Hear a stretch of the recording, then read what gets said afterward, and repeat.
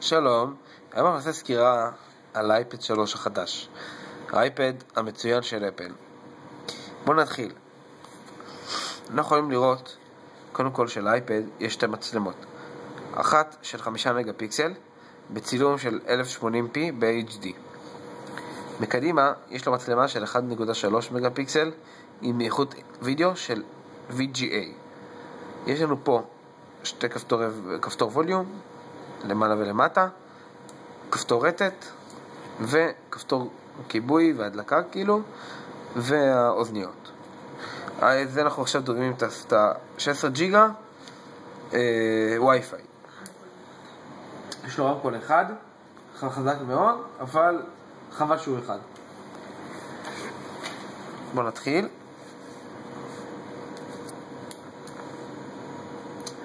כן, האייפד החדש מצויד במעבד ליבה כפולה, מה שמאפשר לו מהירות מאוד מאוד מאוד חזקה. בואו נבדוק את זה באינטרנט. אני לדוגמה אעשה פה רענן לאתר ותראו איך הוא נכנס מהר.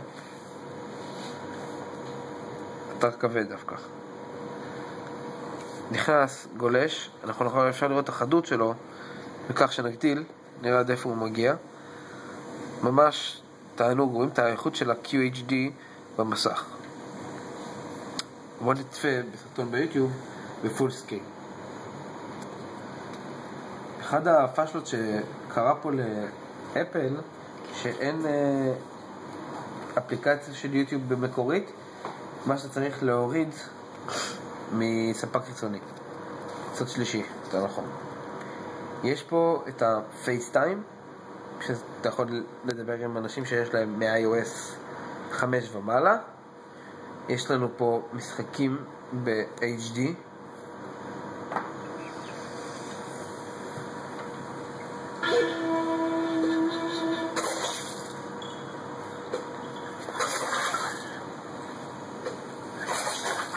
כן, זה ממש נוח.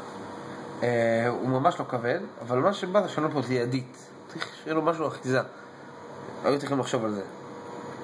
יש פה קודם כל המסך שלו הוא מאוד חזק. אתה רואה שזה מכשיר מאוד חזק, אבל מה שכן הוא גם מרגיש לי מאוד עדין.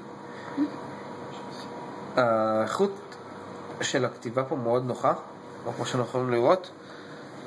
אתה יכול לכתוב ממש מהר וישר לעשות מה שצריך.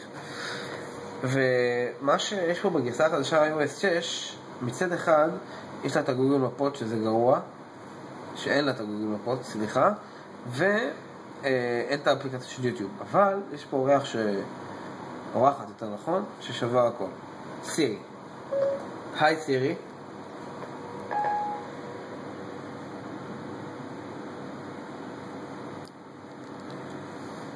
I don't know what you mean by I. קיצר, How about a web? היא מבינה יותר מבטא אמריקאי, לא נורא. זהו, אז זה הסוף של הסקירה שלנו. באמת אני אמליץ בחום על המכשיר הזה, מכשיר דק, מהיר, קל ונעים.